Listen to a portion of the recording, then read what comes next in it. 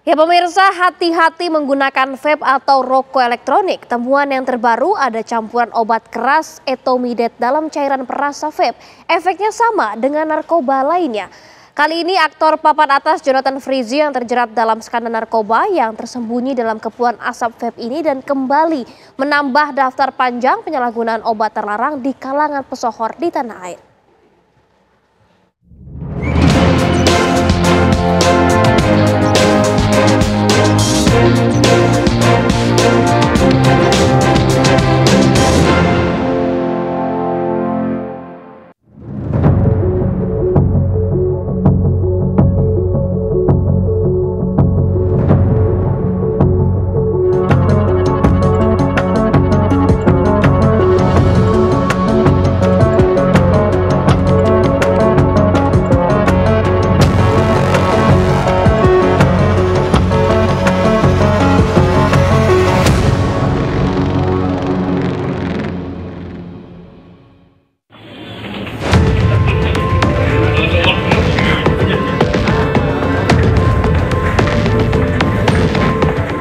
Tabir gelap penyalahgunaan narkoba di kalangan selebritis kembali tersingkap. Kali ini menyeret nama aktor berbakat Jonathan Frizzy. Kasus ini bermula dari kecurigaan petugas Bea Cukai yang berhasil menggagalkan pengiriman paket mencurigakan berisi komponen rokok elektrik dari luar negeri.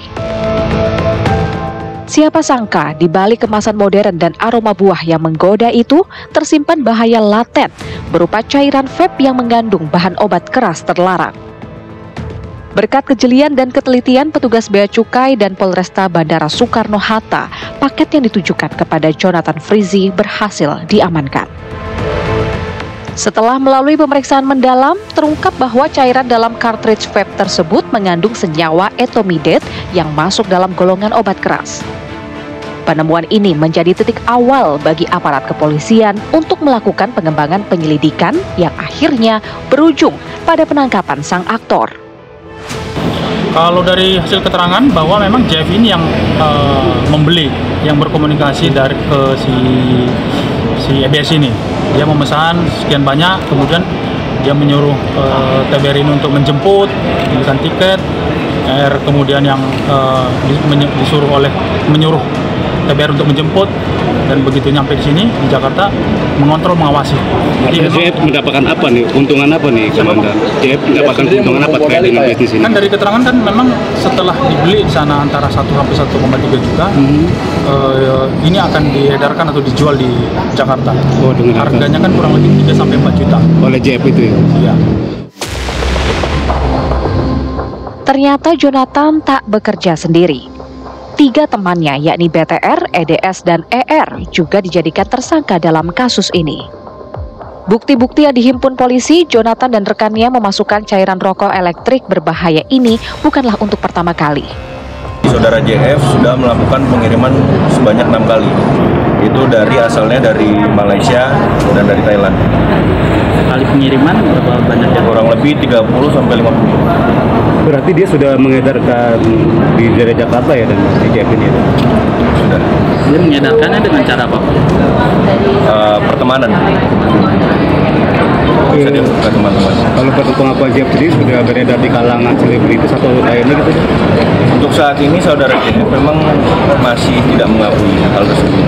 Akan tetapi dari alat bukti yang lainnya, kita sangat yakin bahwa memang untuk barang yang sudah beredar sebelumnya memang sudah dijualkan oleh beliau. Tapi apakah di kalangan artis lainnya itu belum ada indikasi di sana. Dan JF memakai juga ya? Selain mengedarkan dia juga memakai ya.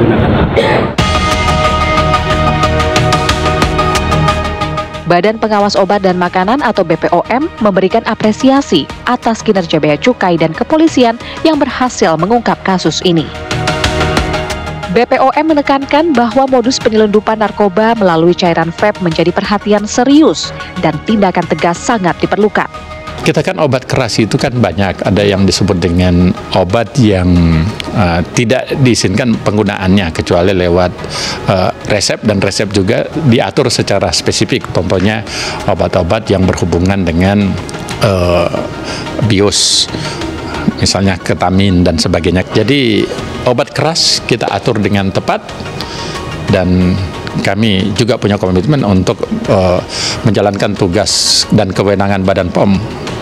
Kalau memang ada yang bertindak di luar dan melanggar aturan, kami tidak segan-segan akan menuntut sampai tuntutan yang tertinggi 12 tahun penjara.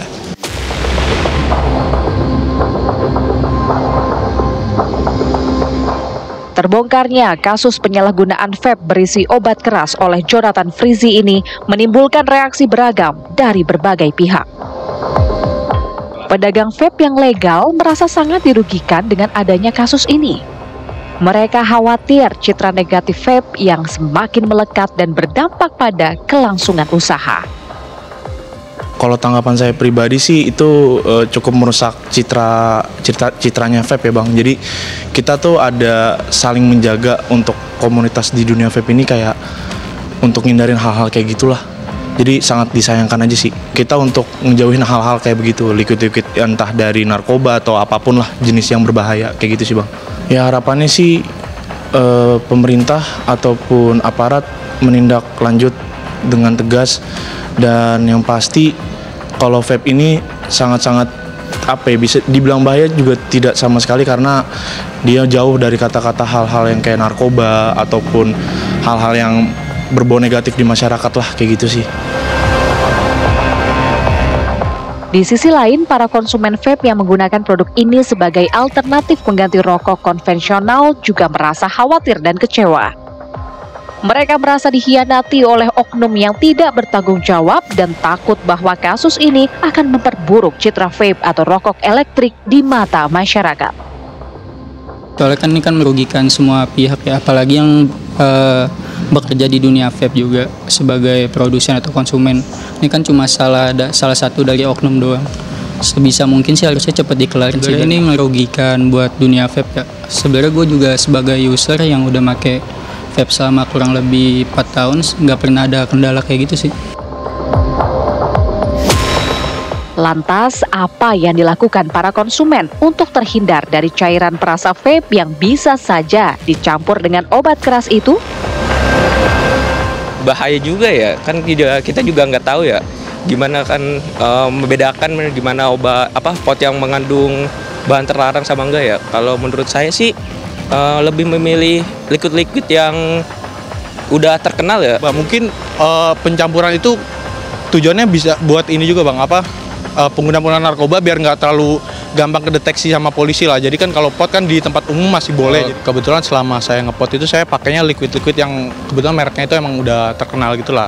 Jadi itu udah liquid-liquid yang resmi juga, jadi nggak ilegal. Kemungkinan kalau gitu kan lebih kecil, ngurangin resiko buat ada campuran-campuran bahan yang seperti narkoba atau obat-obatan gitu. Terungkapnya kasus ini menjadi bukti nyata bahwa penyalahgunaan narkoba dapat terjadi dalam berbagai bentuk, termasuk melalui media yang sebelumnya dianggap aman. Mengingatkan kita bahwa bahaya narkoba tidak mengenal status maupun popularitas. Kewaspadaan dan kerjasama dari semua pihak sangat dibutuhkan untuk melindungi generasi muda dari ancaman barang haram ini. Tim TV One mengabarkan.